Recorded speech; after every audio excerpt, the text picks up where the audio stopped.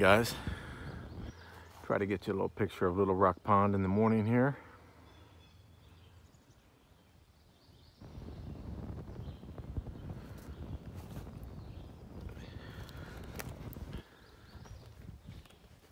It's really a pretty morning. Although they said it was supposed to stop raining at 11 yesterday. It didn't stop raining until probably about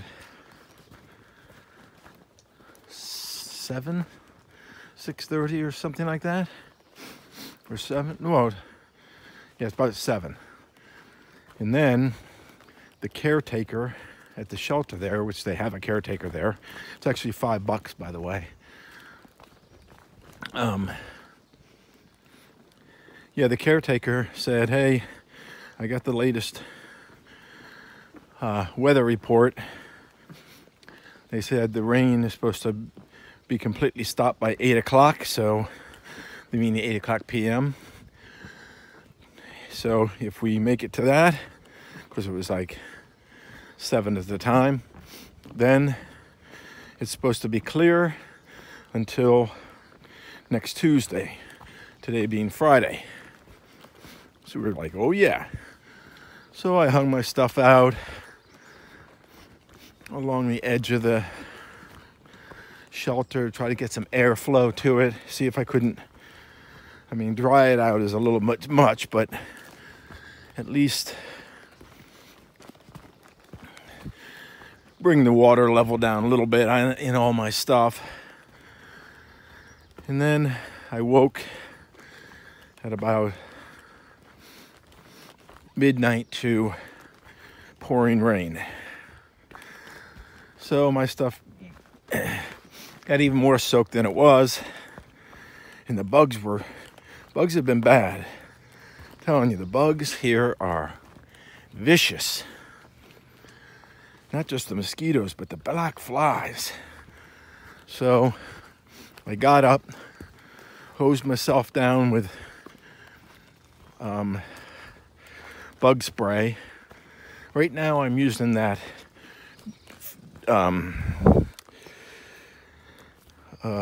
off family care dry bug spray. I'm using that because it does come out dry, and I can spray down my hammock. And then when I'm getting in and out of my hammock and stuff, I don't get the bugs around it. I'm not constantly fighting with bugs right around the bug net of the hammock. So I do really like that. It's only 15% DEET, so it's not very strong. And the real dive bombers will come in and hit you anyway. But for the most part, it does a pretty darn good job, and it's only 15% DEET. So, also, so obviously I sprayed that on myself as well. I do like the sort of dry aspect of it. I've used Ben's, which is the full up greasy, but I've used it as high as 100% DEET. I don't know if you're aware, but that DEET will tear up your skin. Both Mongrel and Buckeye literally had open wounds from using DEET. My skin isn't that sensitive, so I never had that. I never realized that it could do that, but my God, they are vicious open wounds. Wow, seriously, pretty disgusting. So be cautious about that. It also will tear up the sil nylon. It melts nylon, so you have to be careful around your bags and stuff. Like I said, I can hose down my hammock area. I use it almost as a fogger. I don't spray it right on the hammock. I use it sort of as a fogger, and with the 15% DEET, it doesn't seem to damage the hammock at all. Of course, if I wind up on the ground one day, because I've melted the freaking hammock, I guess you'll have a laugh and we'll have learned a lesson. But anyway, so let's see. This morning, Pickle and Blueberry and Buckeye were at that shelter last night. So that was really cool. I'm really sort of fond of them. And you can see they sort of hike my hike or pace because we keep popping up in the same places. Now today, they're going to the deli. There's a deli 1 mile off. 10 miles down the trail, there's a deli 1 mile off, which would be about perfect for lunch. I don't know. I mean, well, it's even worse than that. So I saw Bags, Armor, and I saw Clockwork this morning. I really like Clockwork. He's such a good guy. Yeah, all three of them are good guys, actually. Armor's from Holland. So they're going just 13 miles from my site, from my shelter site, and then going into Rutland or whatever it is, because overnight, because Bags is getting off and going to a wedding for the next week. And so they're going to have a party tonight to send her off. I would love to do that with them. There's only 3 of them. I could yogi my way on. I'm sure they would be happy to do that. I know Bags would. And I think Clockwork would too. Probably Armor. He and I had spent a bit of time together yesterday. But I really feel like I need to... The weather's supposed to now... If it was going to be the original forecast, which was rain for these 3 days, I would do it in a second. But now it's supposed to be pretty nice, and I think to get out of my mental rut, I think I need to just keep hiking. So I don't think I'm going to do that. I won't. Yeah, I'm pretty sure I'm not going to do that. Then the next thing are Blueberry, Pickle, and Buckeye. They're going into a mile off the trail at 10 miles is a deli. They're going to hit there for lunch. And then they're going to hike another 8. I'm not sure what that 18 is they're looking at, because on my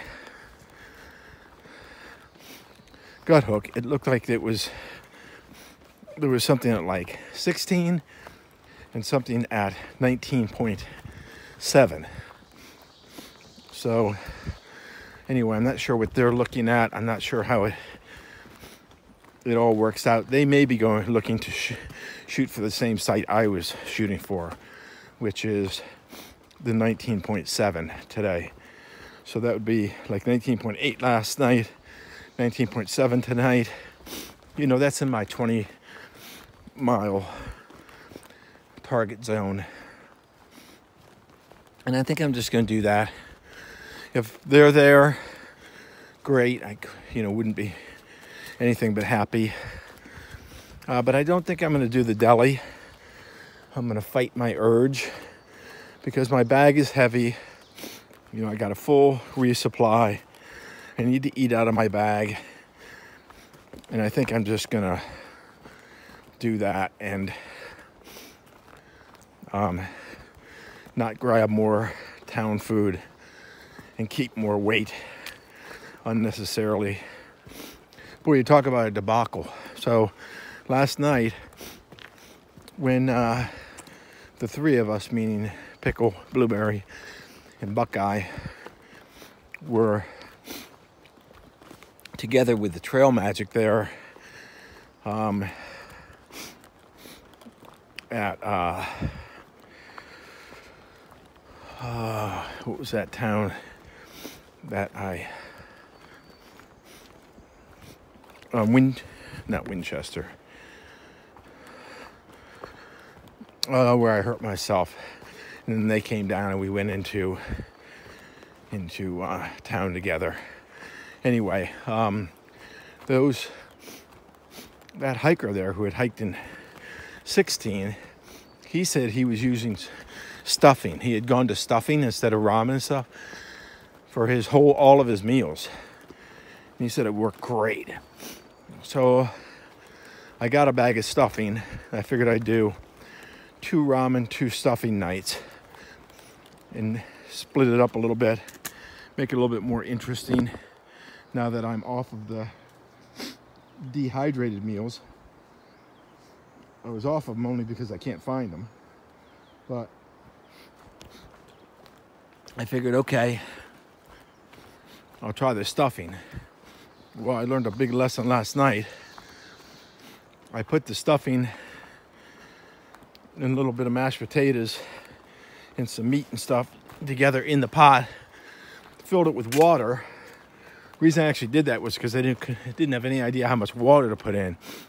So I put that stuff in first, then put the water in. I knew that there was a chance of it burning, so I put like too much water, hoping that I would, if I kept stirring it, I'd get even heat distribution with the water. Anyway, you know exactly what happened. I burned the hell out of it. Ended up having to throw it away. It was horrible. So I need to just boil the water, put those ingredients in a freezer bag, and then mix it all together in a freezer bag, and then eat it from that and not try to cook it in the pot. I also used my new pocket rocket, MSR pocket rocket, and it produces a lot more heat, partly the reason I probably burned the stuff.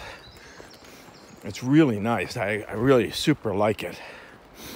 I guess I wish I'd gone with that from the beginning instead of the BRS. The BRS appealed to me not because of cost, but because it was only 2 ounces, this tiny little stove, but it didn't produce the BTUs in the really cold weather of the Smokies. And I had to borrow Willow's. Remember Willow, the German girl way back? Had to borrow her pocket rocket to boil water one morning. But then it started warming up, I mean relatively, enough that I could produce enough BTUs just to boil water.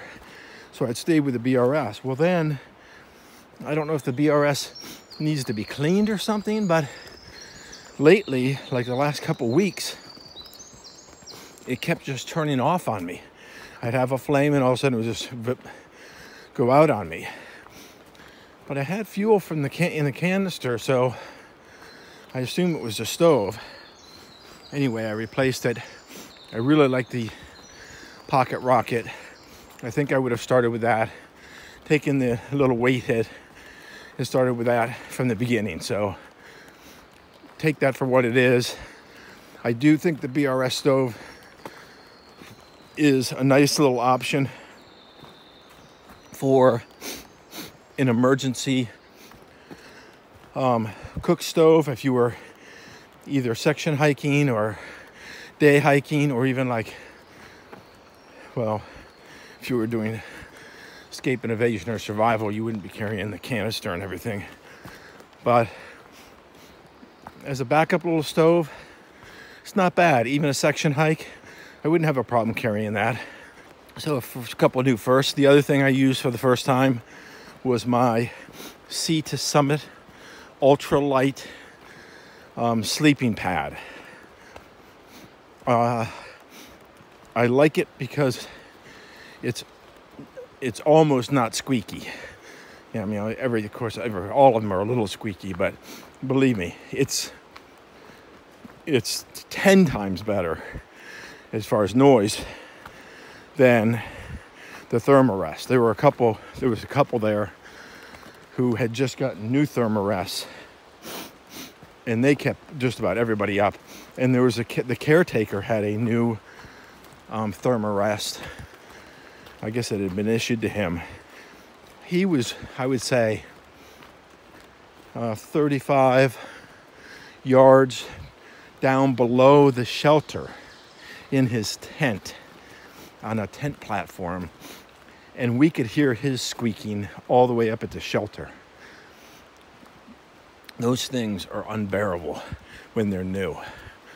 They ain't a whole lot better when they're old, but when they're new, they are so loud.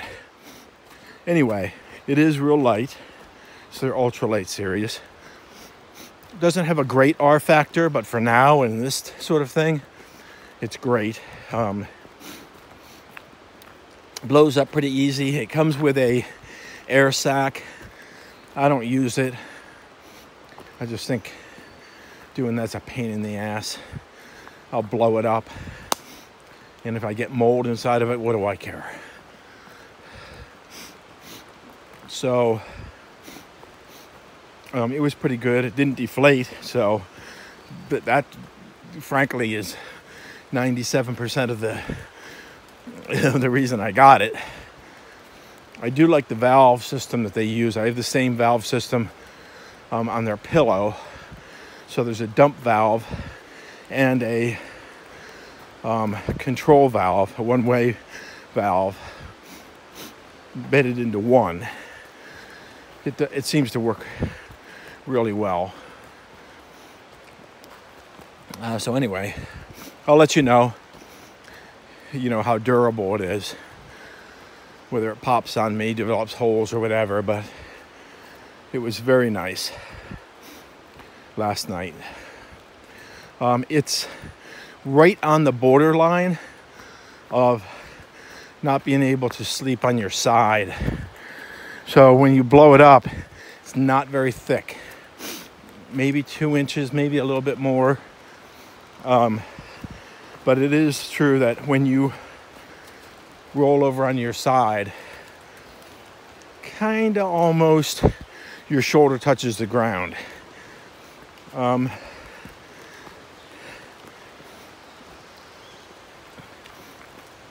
But I really got it for use with a hammock, and that's not going to be an issue. I just sort of need the R factor in the hammock to stop that convection from stealing my heat at night. So, a bunch of new equipment I wanted to sort of talk to you about. And the plan, you have that now, what we're doing today. And you've gotten a good shot of the trail. We've already chatted quite a bit, but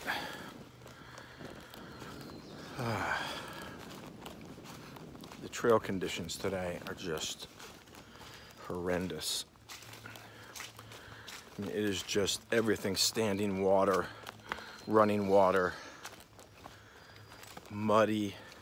So a day that really the terrain isn't that bad. I should be able to do 2+ to 3 miles an hour in all honesty. Certainly I'm coming down this gradual slope. Should be able to do good time.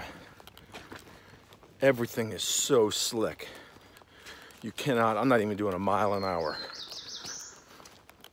So it is, I admit, a bit frustrating.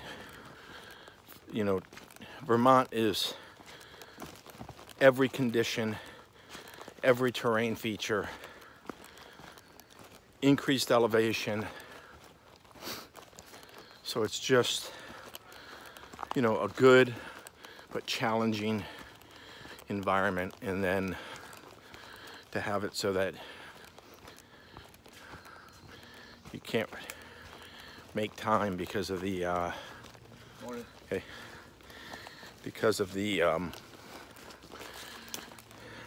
conditions is just sort of frustrating, disappointing.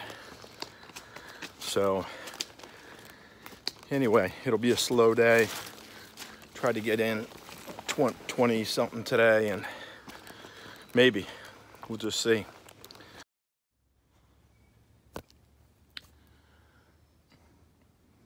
So people have stacked rocks on top of other rocks.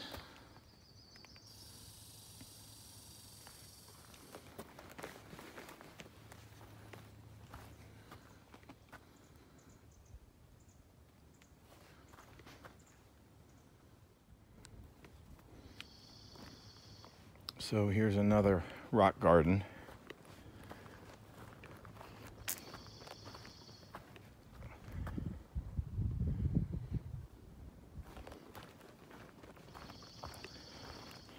Maybe this is the official rock garden. Nope, this one's white rocks. The last one was the rock garden.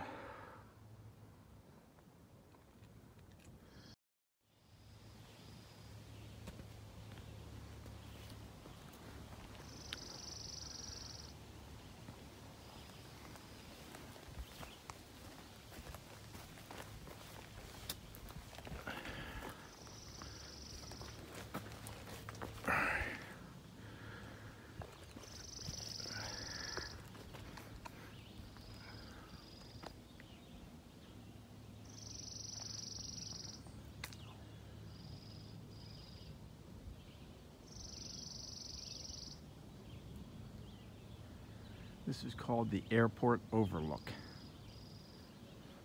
I assume it's the airport for Killington, since we're in the Killington section.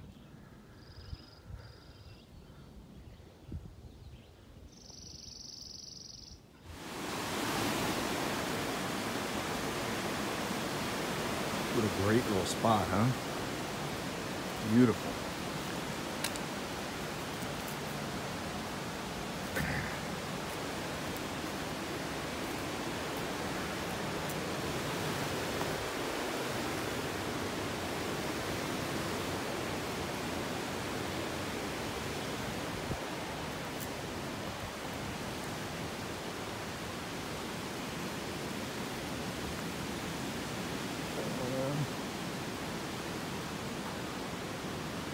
Assuming that this is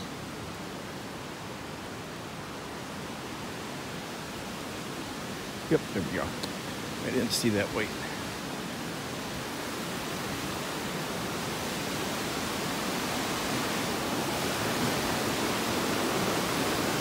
Woo. A little scary, a little hairy.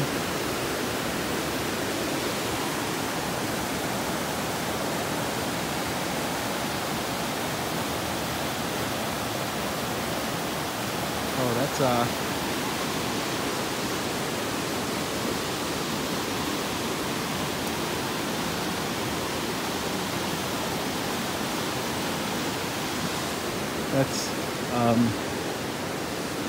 clockwork and armor and bags. Oh, and here's their stuff. So they must have gone down for a dip or a swim or something.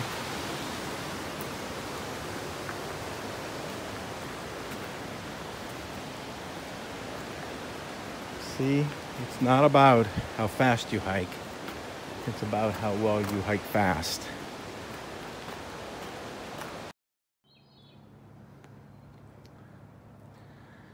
Just a little further down the trail and around the valley. Same airport, different angle. Not quite the view here that we had on the other side, but look at that old wooden bridge right there in the middle. You see it? There's a little change in topography. There's not sure if those are Aspen Pines or the real droopy pines like that. I want to say that's like yes. But to me, they're so symbolic of cold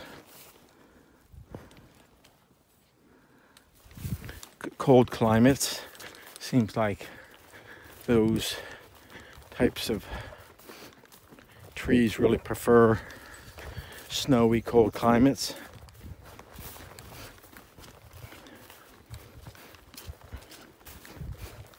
So it's new. Maybe we had some in the other, since like New York, but haven't really noticed them like I have here. And here, that's the predominant tree, at least in my estimation.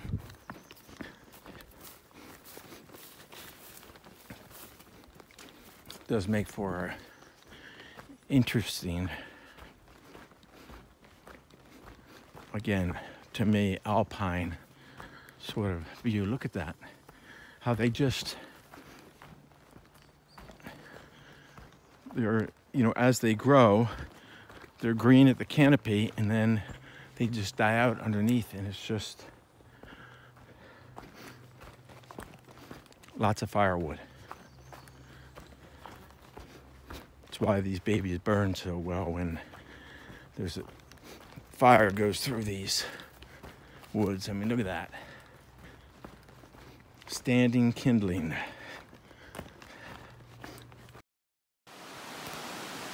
I can't say the river's flooded per se, but it's certainly full. There's the trail over there. So I've got to cross this little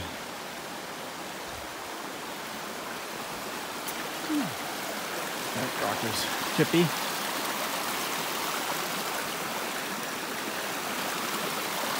And then cross again.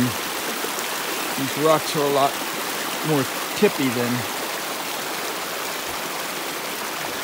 others, so gotta be a little careful here. This big one won't be tippy, but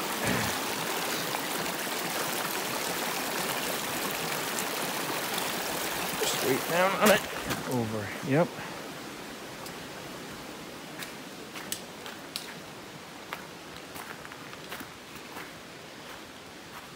Hey there. How you doing? Good. How are you? Great.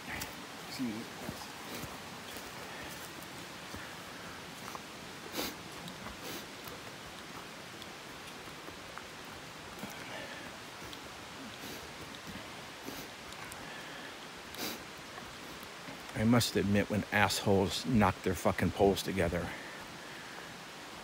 to tell you that they're coming, it's sort of obnoxious.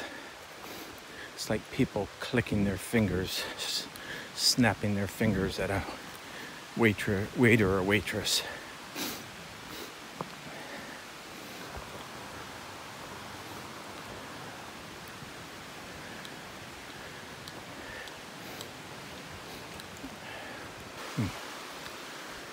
This is very attractive. And look at this little path. You have streams running down both sides. It's really nice.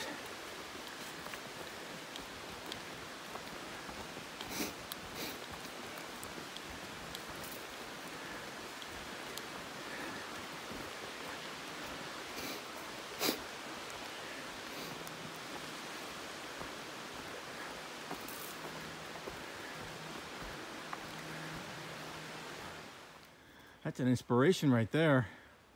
I don't know if it's accurate or not. You know, trail changes every year, but I take it right there. 500 miles. Roughly. Yeah, roughly, Yeah. exactly. So, That's yeah. awesome. All right, guys.